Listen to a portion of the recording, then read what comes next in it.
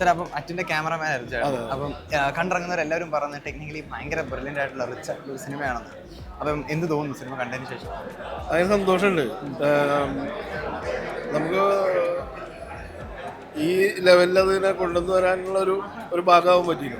പിന്നെ മാത്രമല്ല ഇപ്പോൾ ഡോൺ മാക്സിനകത്ത് ആളുടെ അകത്തുള്ള ഒരു ഷോട്ടുകളെ ആൾക്ക് എത്രയോ നല്ല ക്യാമറമാരെ ഒരുപാട് ക്യാമറമാരെ കിട്ടും. അത് നമുക്ക് കുറച്ചെങ്കിലും കൊണ്ടുവരാൻ പറ്റുമെന്നുള്ള വലിയ കാര്യമായിട്ട് തോന്നി. ഭയങ്കര സന്തോഷമുണ്ട്. ഇത് മാത്രമല്ല ഇതിനകത്ത് ഒരു വയലൻസ് എന്നുള്ളതിനേക്കാൾ അപ്പുറത്ത് ഒരു ഫാമിലി ഇമോഷനും കൂടെ കിടക്കുന്നു.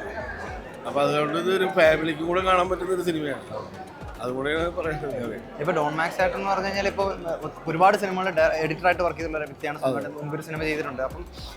അപ്പം അങ്ങനെ ഒരു ഡയറക്ടറിൻ്റെ ഒരു രണ്ടാമത്തെ സിനിമ എന്ന് പറയുമ്പോൾ ഒരു ക്യാമറമാൻ എന്ന നിലയിൽ ഭയങ്കര ചലഞ്ചിങ് ആയിരുന്നു ചില ഷോട്ടുകളൊക്കെ എടുത്ത് ഒന്ന് ഇമ്പ്രസ് ചെയ്യാൻ വേണ്ടി. തീർച്ചയായിട്ടും ഇമ്പ്രസ് ചെയ്യാനെന്ന് ഞങ്ങൾ ഡോൺ ഫിലിമിൽ വരുന്നത് ആ സമയം മുതലേ ഞങ്ങൾ സുഹൃത്തുക്കളാണ്.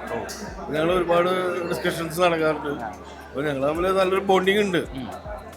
അതിന് നമുക്ക് ഇവിടെ കുറച്ച് ഈസി ആയിരുന്നു എന്ന് പറഞ്ഞു. ഓക്കെ, നിങ്ങൾ തമ്മിലുള്ള കമ്മ്യൂണിക്കേഷൻ ഒക്കെ എങ്ങനെയായിരുന്നു? കൂടുതലും നോൺ സാറ് പറഞ്ഞ് എങ്ങനെയായിരുന്നു? പുള്ളി നോക്കിയാലും മതി, നമുക്ക് മറ്റേ ഷോട്ടെ ചേട്ടാന്ന് പറഞ്ഞാൽ എന്താ വെച്ചാൽ അതിനു മുമ്പ് പ്രീ വർക്കിന് ഞങ്ങൾ ഒരുപാട് ടൈം സ്പെൻഡ് ചെയ്തു. അപ്പോൾ നമുക്ക് എനിക്കറിയാം ഓരോ ഷോട്ടും എന്താണ്, എന്തിനു വേണ്ടിയാണ്.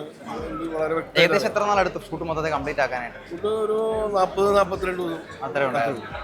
എല്ലാവരും പറയുന്നുണ്ടായിരുന്നു വളരെ ചെറിയ ബഡ്ജറ്റിൽ തുടങ്ങിയ ഒരു സിനിമയാണ്. അതെ, നമുക്ക് ഇപ്പോൾ ഒരു പുതുമുഖങ്ങളെ വെച്ചിട്ട് നമുക്കൊരു വലിയ ബഡ്ജറ്റ് കൊണ്ടുപോയി കഴിഞ്ഞാൽ ഇതെങ്ങനെ പ്രൊഡ്യൂസർക്ക് ഇതിനെ തിരിച്ച് ബിസിനസ് ആവണം. പ്രത്യേകിച്ച് ഇപ്പോഴത്തെ അവസ്ഥയിൽ ബിസിനസ് ആവില്ല. അപ്പോൾ നമ്മളൊരു വലിയ ബഡ്ജറ്റിനേക്കാൾ ചെറിയ ബഡ്ജറ്റിൽ വലിയ സിനിമ ഉണ്ടാക്കുക, നമ്മളെ എഫർട്ട് ഇടണം. അതിന് വേണ്ടിയിട്ട് നമ്മൾ കുറച്ച് പണിയെടുക്കണം. അതിൻ്റെ സക്സസ് ആണെന്നാണ് എനിക്ക് തോന്നുന്നത്. ഇപ്പോൾ കണ്ടത് ചെറിയ ബഡ്ജറ്റിൽ വലിയ സിനിമ ഉണ്ടാക്കാം. വലിയ ബഡ്ജറ്റിൽ ഉണ്ടാക്കുന്ന സിനിമയേക്കാൾ വലിയ സിനിമ നമുക്ക് ഉണ്ടാക്കാൻ പറ്റുമെന്നാണ് വിശ്വാസം.